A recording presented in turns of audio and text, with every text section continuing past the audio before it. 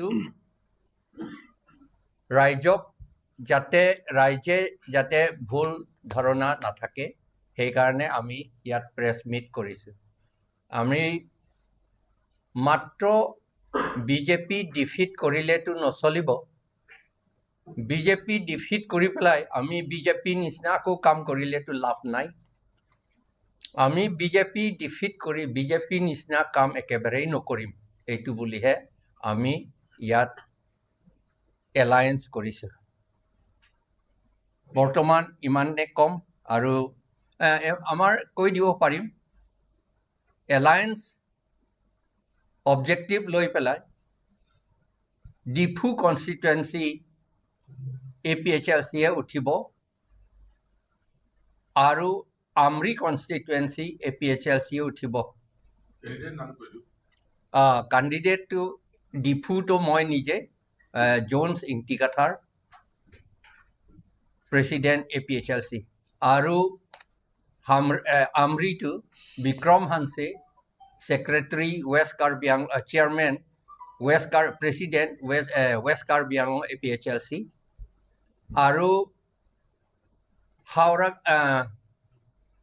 ৰংখাংটো কংগ্ৰেছকে আমি দিছোঁ, বোকাজানত কংগ্ৰেছকে দিছোঁ আৰু হাফলঙত কংগ্ৰেছকে দিছোঁ।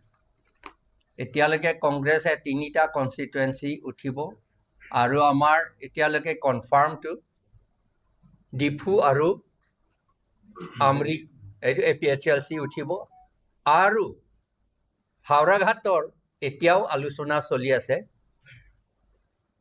তাত ঠিক নাই আমি ফ্ৰেণ্ডলি কণ্টেষ্ট হ'ব পাৰে,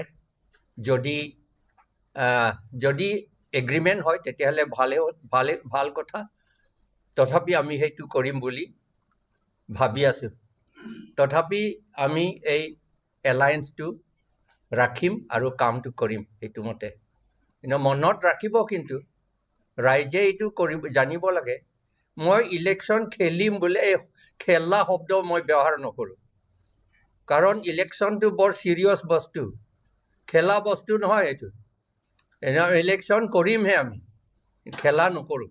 সেইকাৰণে এই অন্তৰৰ পৰা আমি বুজাবুজি হৈ আমি এই ইলেকশ্যনটো কৰিম আৰু RSS BJP যিটো এণ্টি ট্ৰাইবেল স্পেচিয়েলি আৰু এণ্টি পিপলহে হয় আৰু ইয়াতো বহুত এণ্টি ট্ৰাইবেল কাম কৰিছে তেওঁলোকক আমি ডিফিট কৰি এই তেওঁলোকৰ যিটো চলাই আছে সেইটো আমি উল্টা কৰিম, ভালৰ ফালে উল্টা কৰিম। এইটোহে মই আপোনালোকৰ আগত জনাইছোঁ।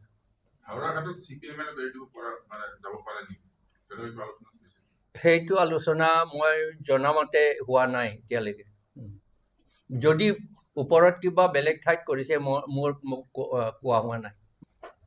ইমান দিনৰ পৰাও আমি দেখি পাইছোঁ বিজেপি অহাৰ পিছত বিজেপিয়ে জনসাধাৰণক বহুত প্ৰতিশ্ৰুতি দিছে আৰু এই প্ৰতিশ্ৰুতিকেইটা আজিলৈকে একটাও যে সম্পূৰ্ণ হৈছে, কিবা যে কৰিছে সেইটো আমি দেখা নাই। বিজেপি প্ৰথমে আমি সদায় কৈ আছোঁ, প্ৰথমে কৈছে কি সবকা সাথ সবকা বিকাশ পৰিৱৰ্তন চৰকাৰ, 2 crore চাকৰি দিম, 15 লাখ টকাকে দিম, স্মাৰ্ট চিটি বনাম, সকলো কথা কৈ আছে। সেইবিলাক কথাটো বাদ দিয়ক। এতিয়া সেইবিলাক বিপৰীতে এতিয়া বিজেপিয়ে কাৰ্বি আংলঙত কি কৰি পেলাইছে। যেতিয়া বিজেপি নাহাৰ আগত যিয়ে হওক APHLC সকলে আজিলৈকে চৰকাৰ কৰা নাই। আমি যিকেইটা কৰিছিলোঁ, যি সময়ত আমি আছিলোঁ, সকলো ৰাইজে জনসাধাৰণে যি প্ৰকাৰে বিচাৰিছে কাম কাজ চাকৰি সেইবিলাক দি আছিলে।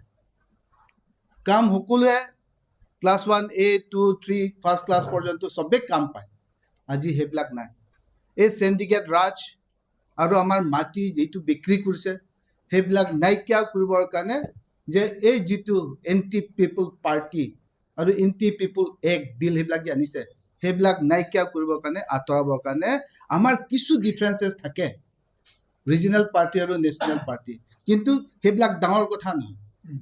At this moment, our greater enemy is none other than BJP.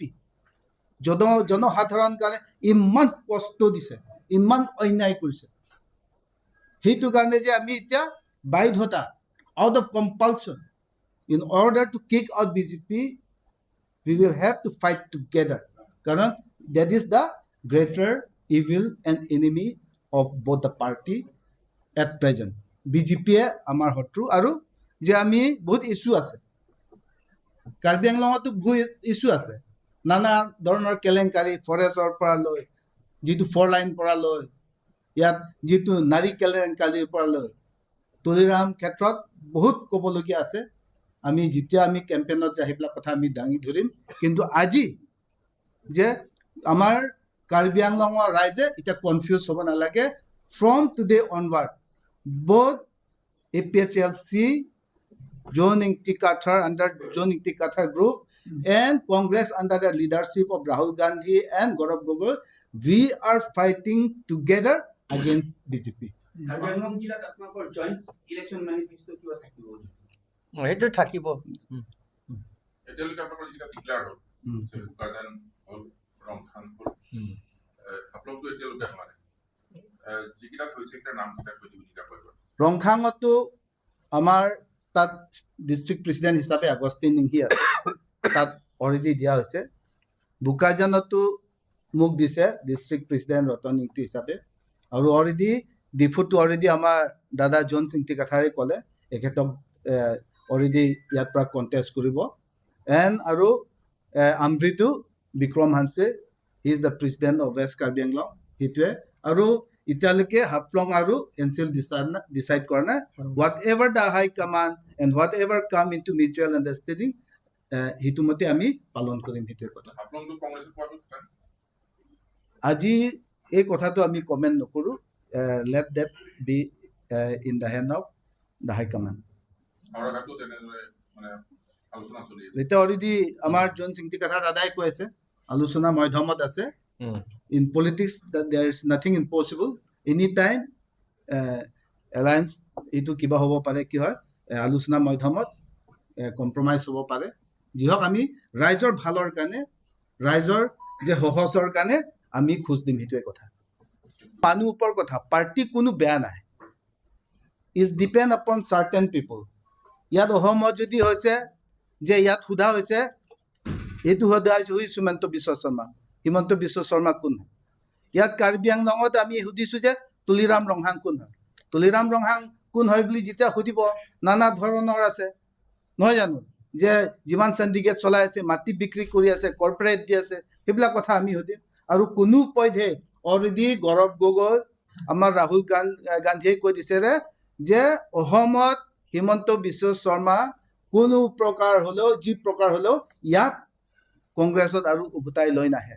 আৰু তুলিৰাম ৰংহাং ক্ষেত্ৰত আমি কাৰ্বি আংলং ডিষ্ট্ৰিক্ট কংগ্ৰেছ কমিটি হিচাপে আছে একমত আছো, ইষ্ট ৱেষ্ট তুলিৰাম ৰংহাং কোনো পধ্যে আনিব নোৱাৰে। সেইটো কাৰণে যে অসমত আৰু কাৰ্বি আংলঙত নতুন বৰ অসম আৰু নতুন কাৰ্বি আংলং হ'ব গৈছে, সেইটোৱে কথা।